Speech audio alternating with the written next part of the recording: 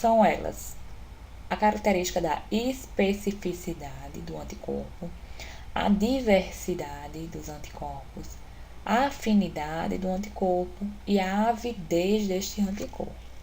Vamos agora entender a definição de cada uma dessas características. A especificidade seria a capacidade de distinguir pequenas diferenças nos epítopos, isto é, de evitar possíveis reações cruzadas. Nós vamos ver a seguir o que seria essa reação cruzada. Bom, então veja nessa figura que o anticorpo ele tem uma determinada estrutura que permite a ligação apenas com seu antígeno específico, no epítopo específico. Isto é, o que a gente chama de ligação chave-fechadura. Pequenas diferenças, pequenas alterações nesses epítopos são capazes de diminuir a especificidade desse anticorpo e, por sua vez, de permitir a não ligação do anticorpo se não houver alta especificidade. Em relação à diversidade, é a capacidade de possuir uma grande quantidade de anticorpos estruturalmente diferentes, cada um com sua especificidade. Então, seria o nosso repertório de anticorpos, que quanto maior, mais estruturalmente distinto, maior a proteção para esse organismo. Então, veja, aqui nessa figura, nós podemos visualizar um epítopo ou um antígeno com vários epítopos. Em cada epítopo ocorre a ligação de um diferente anticorpo. Quanto maior a quantidade de anticorpos, maior realmente a diversidade, ou seja, a ligação de mais de um local do nosso antígeno.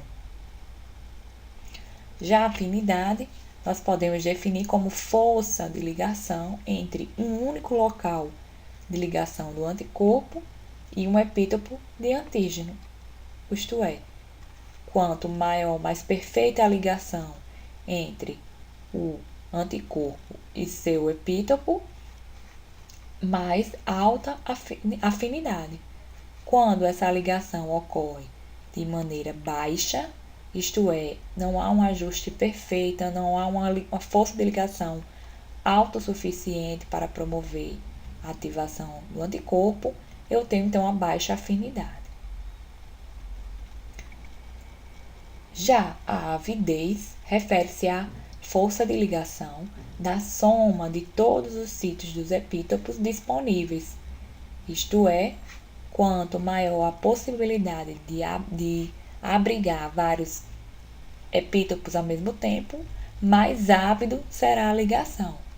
Dessa forma, eu tenho aqui a nossa estrutura do anticorpo IgM, que é, como nós já comentamos, é uma estrutura pentamérica. Por sua vez, esse anticorpo IgM é capaz de se ligar a diversos epítopos ao mesmo tempo. E a soma de todos esses sítios de ligação, a soma das forças dessa ligação, então, é chamado de avidez. Quanto maior a possibilidade de se ligar a mais de um sítio, maior a avidez. Mas, por exemplo, se o anticorpo apenas consegue se ligar a um epítopo, ele tem uma avidez de interação baixa. Já se consegue se ligar ao mesmo tempo a dois epítopos diferentes, como aqui na IgG, eu tenho então a avidez de interação alta. Mas se eu tenho a capacidade de se ligar a mais de dois epítopos, eu tenho uma avidez muito alta. Algumas vezes, a ligação entre antígeno e anticorpo ocorre errada, o que pode ser chamado de reação cruzada. Uma reação cruzada é quando ocorre a identificação de epítopos semelhantes em outros antígenos. E aí ocorre então a ativação de respostas imunes que seriam a priori para um antígeno, que acaba que também se abrange o outro antígeno que tem um epítopo semelhante.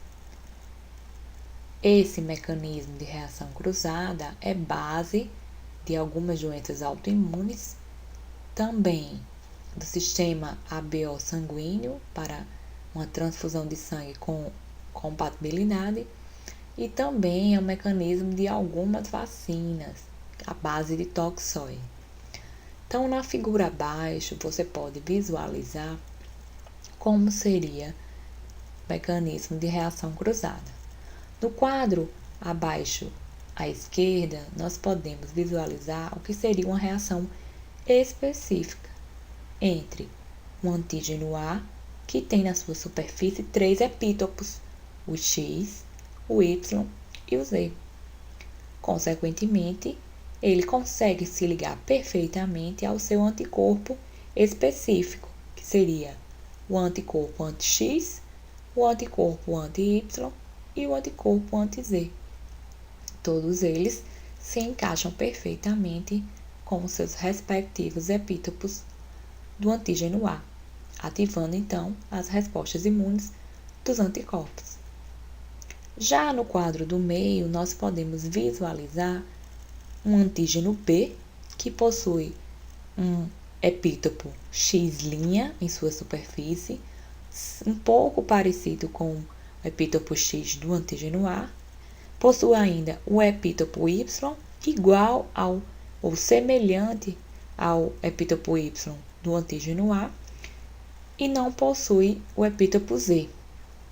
Então, dessa forma, devido à semelhança, ou seja, devido ao compartilhamento do epítopo Y entre o antígeno A e o antígeno B, é possível que esses anticorpos também se liguem no antígeno B e ativem respostas imunes destes anticorpos também para o antígeno B, o que seria específico para o A também passa para acontecer ao antígeno B.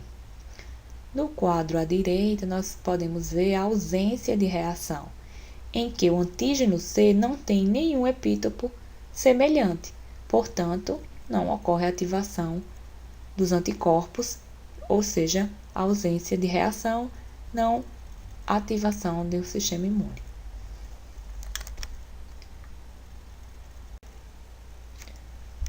Então, eu trouxe aqui para vocês 3 exemplos de reação cruzada. Nesse primeiro exemplo 1, nós temos o exemplo de uma doença autoimune que vem recentemente sendo colocada na mídia, que é a síndrome de Guillain-Barré.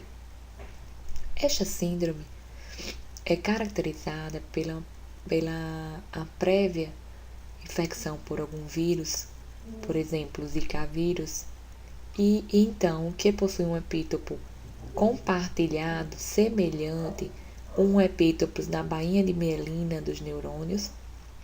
Sendo assim, os anticorpos possuem essa capacidade de identificar tanto o vírus, como também reagir contra a proteína presente na bainha de mielina que possui um epítopo semelhante. Assim, sem os neurônios corretamente funcionando, eu começo a ter perdas de reflexos tendinosos, que é a característica desta síndrome, com paralisação muscular devido à falta de sinal entre o músculo e o cérebro. No exemplo 2, nós temos aqui uma reação cruzada, que é a base do nosso sistema sanguíneo ABO. Quando nós misturamos o sangue de uma pessoa com um determinado tipo sanguíneo com a outra pessoa de um tipo sanguíneo diferente, nós temos um processo de coagulação, isto é, uma incompatibilidade sanguínea. Isso acontece porque anticorpos contra polissacarídeos A e B da superfície das hemácias são provenientes da reação cruzada de polissacarídeos A e B de bactérias intestinais, que possuem, então, epítopos semelhantes. Dessa forma, os anticorpos que seriam para atacar essas bactérias intestinais A e B começam também a responder contra os epítopos A e B da superfície das hemácias. E aí é importante, então, não misturar os sangues de pessoas com tipos de sangue diferentes que têm anticorpos contra substâncias, contra epítopos da superfície das hemácias diferentes. O exemplo 3 e último é o exemplo das vacinas. Existem algumas vacinas que são à base de toxoides, isto é, uma toxina atenuada. Ela é semelhante à toxina original, mas ela tem alguns epítopos semelhantes e outros não. Outros foram retirados para não causar toxicidade.